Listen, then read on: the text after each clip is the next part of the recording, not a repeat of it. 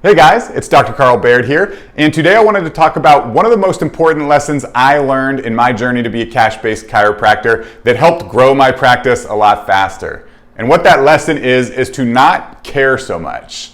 And I know it sounds backwards because we all want to care, but what I mean by that is to not become so personally invested in whether a person says yes or no to your treatment plan. So when I was first starting my cash-based practice, I was new to chiropractic, I'd see that new patient on the schedule, I'd start planning ahead of time what I wanted to say. You know, we'd already talked on the phone. I was really confident that I could help this person. And then if that conversation didn't go the way I wanted it and they decided not to continue on a care plan with me, I took it very personally. I'd think about things like, oh, what did I say? What did they not like about what I said? Was there something I could have done differently that would have made them say yes? And that kind of bled into the rest of the day. And so then I'm not 100% there with the patients who are already on treatment plans, and I'm just kind of kicking myself around, which is not what you want to do when you're starting a cash-based chiropractic business.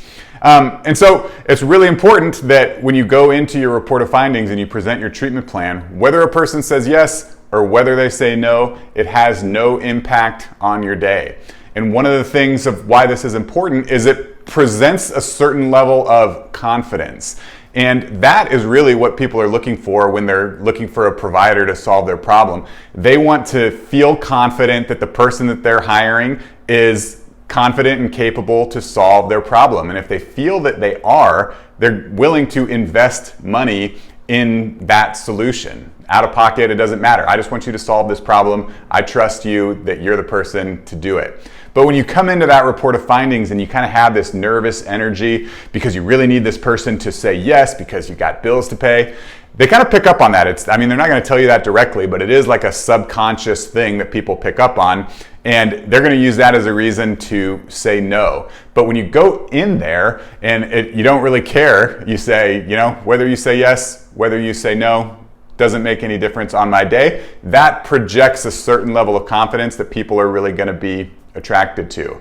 And so my advice to the new chiropractors out there is a few things. One, when somebody says no to you, they're not saying no to you personally. They're just saying no right now.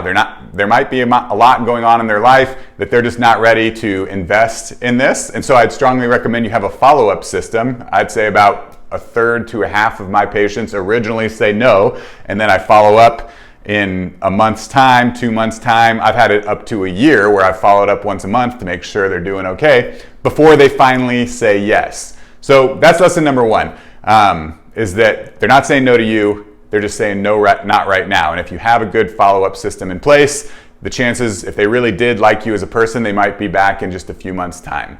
And the other thing is the importance of having systems. One way to really help you not become so just emotionally attached to this is to have systems in place that you follow, so that you know after that report of findings when somebody said no, it's like, well, we had the conversation, I presented what I did, I really felt I could help them, I presented my message across as best as I could, they still said no, and that's okay. And so when you have that system, you don't have those thoughts going, oh, well, I should have said this and I should have said this, because you follow the system, you did everything you were supposed to, they just said no. Check in on them in a month and you're good to go. So when I had that kind of attitude and that mindset, you start getting a lot more yeses because of what I mentioned earlier. You just have this confidence. Hey, you have this problem. This is what I can do to help you. This is the price of it. Do you want to do it? Yes or no? No? Okay. I'm going to follow up in a month. Is that okay? Great. And when you have that confidence, you're going to start getting a lot more yeses. So that's all I got for you today. The best lesson I learned in chiropractic in my journey to become a cash-based chiropractor. Just not become so personally invested. Try not to care so much, to present that confidence that you're the person to fix their problem. So thank you so much for watching. If you have any questions, leave them in the comments down below. I'm here to help.